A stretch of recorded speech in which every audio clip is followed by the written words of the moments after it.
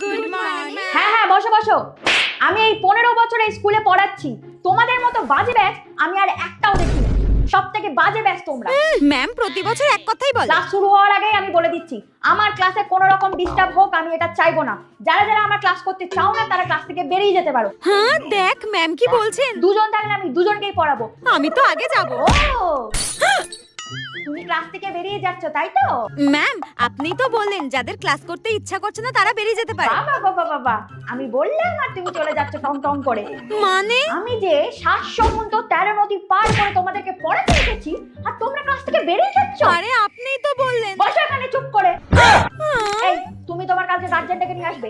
কালকে যদি গার্জেনকে না নিয়ে এসেছো তোমাকে কিন্তু আমি ক্লাসে অ্যালাউ করব না, আমি বলে দিচ্ছি। না না না না ম্যাম প্লিজ প্লিজ প্লিজ মাকে ডাকবেন না। কান ধরে দাঁড়াও।